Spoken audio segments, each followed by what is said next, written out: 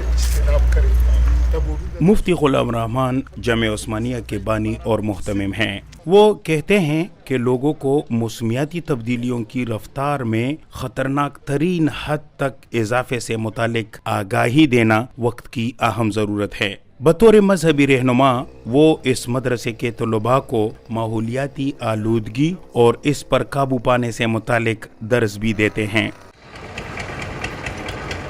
نوشہرہ شہر میں واقع اس مدرسے میں قرآن باغ قائم کرنے کا مقصد بھی یہی ہے کہ مسلمانوں کو تحفظ ماحول اور شجرکاری کے حوالے سے شعور و آگاہی دی جائے۔ مفتی غلام رحمان کے بقول گلوبل وارمنگ سے بچنے کا طریقہ قرآن مجید کی سورۃ 3 میں بھی بیان کیا گیا ہے۔ یہ 4 چیزوں پر قرآن نے قسم کھایا ہے۔ ایک تو ہے التین، یہ بھی پودا ہے، زیتون بھی پودا ہے، اور طور سینین وہ زمین ہے کہ جو زرخیز زمین ہے، اور وَهَذَا الْبَلَدِ الْأَمِينَ ساتھ چوتھی چیز قرآن نے تقابل کے طور پر وہ ذکر کر کے کہ اس میں ترغیب ہی دی کہ اس یہاں پر بھی پودوں کا امکان ہے۔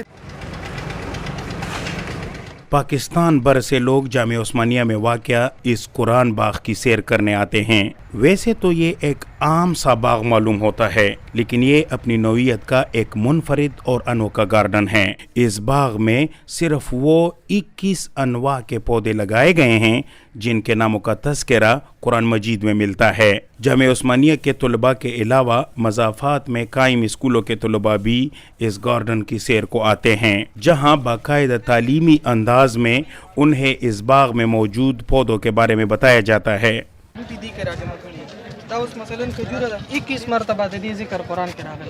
مقصد ہوتا ہے کہ ان میں ماحول دوست طرز زندگی اجاگر کرنے میں مدد دی جا سکے۔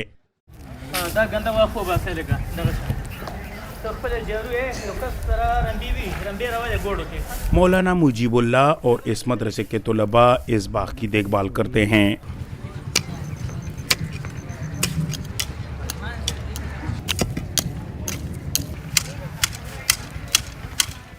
اس باغ میں موجود تمام پودوں کے ساتھ ایک بورڈ نصب ہے جن پر ان پودوں کے بارے میں بنیادی معلومات درج ہیں۔ اس تفصیل میں پودوں کے نام کے علاوہ یہ بھی لکھا ہے کہ قرآن کی کس سورہ میں اس پودے کا تذکرہ ہے۔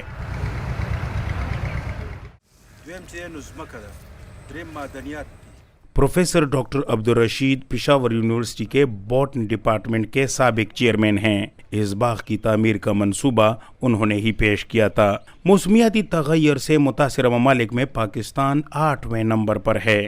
عالمی درجہ حرارت میں اضافے کے نتیجے میں پاکستان میں مختلف قسم کے مسائل جنم لے رہے ہیں، جن میں خوراک کی پیداوار میں کمی، موسموں میں شدت، سیلاب، طوفان اور دیگر قدرتی آفات کے امکانات بڑھ رہے ہیں۔ ڈاکٹر عبدالرشید ان ماہرین میں سے ہیں جو کہتے ہیں کہ ماحول دوستی کے ساتھ ساتھ قرآن میں بیان کیے گئے نباتات کا اگانا کسی بھی ملک کے معیشت میں بھی اہم کردار ادا کر سکتا ہے۔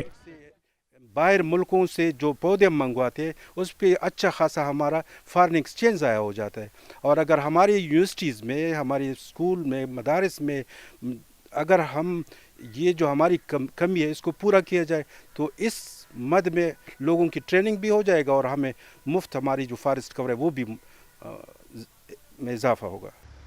تمام مسلم مذہبی رہنما اس بات پر متفق ہیں کہ مذہب اسلام فطرت کے تحفظ کا حکم دیتا ہے، جو دراصل اس زمین اور ماحول کو تحفظ فراہم کرنے سے جڑا ہے۔ کئی ماہرین مذہبی حوالہ جات سے واضح کر چکے ہیں کہ تحفظ ماحول اسلام کی بنیادی تعلیمات کا حصہ ہے۔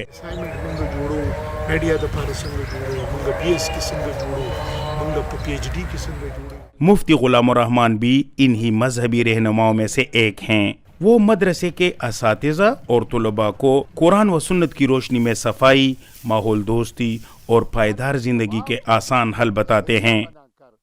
پیغمبر علیہ الصلوۃ والسلام نے قبرستان جیسی جگہ میں پودوں کاشت کرنے کی ترغیب دی۔ اس لیے میں تو یہ کہہ رہا ہوں کہ یہ مسلمانوں کے دنیاوی انوائرمنٹ کے حوالے سے ماحولیاتی تو اخروی ماحولیاتی حوالے سے بھی شجرکاری جو ہے یہ معاشرے کے لیے ایک سنہری موقع ہے۔ مدثر شاہ DW نوشیرہ پاکستان.